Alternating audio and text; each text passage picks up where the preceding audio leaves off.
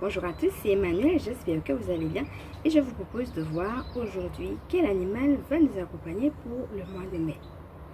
Installez-vous donc confortablement, respirez profondément et on est parti. Le panda.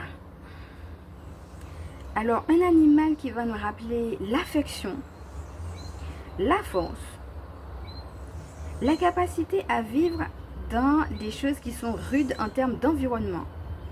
Un animal lié au déménagement. Et en même temps, quand on regarde les couleurs, on voit le noir, le blanc. L'idée aussi d'être associé au deuil. Alors, ce qui est intéressant sur cette image, c'est de voir aussi le soleil qui est derrière, en train de poindre. Le soleil est en train de se lever. Là où il y a eu des choses de l'ordre de la glace, de toute façon, le soleil fait fondre la glace. Et ça va être ça, une carte qui va nous inviter à l'espoir, surtout lorsque nous traversons des périodes de deuil, des périodes difficiles. C'est accepter notre fragilité, mais en même temps, dans cette fragilité, prendre conscience que nous avons aussi cette force, comme le panda qui est à la fois très affectueux, très doux, et en même temps qui a cette force de l'ours.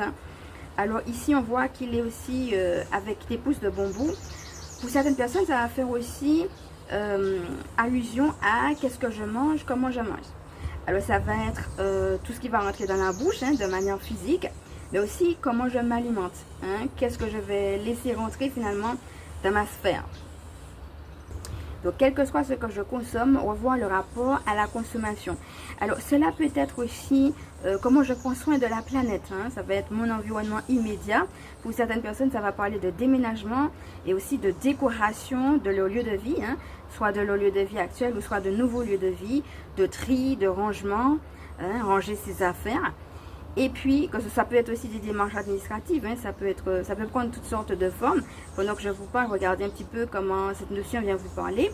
Et puis, ça peut être aussi comment je prends soin de la planète. Quel type de consommation j'ai par rapport justement à la planète. Est-ce que je fais par exemple du tri sélectif? Est-ce que je suis dans la consommation à outrance? Est-ce que je donne peut-être à des associations? Quel est mon rapport à l'environnement et à l'état de la planète Terre?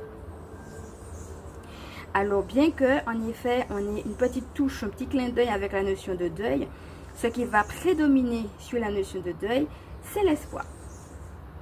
Alors pour finir, j'avais envie de vous lire une petite histoire, c'est une légende chinoise autour du panda.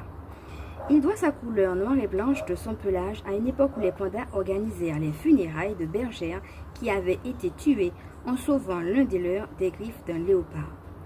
Les pandas prirent le deuil.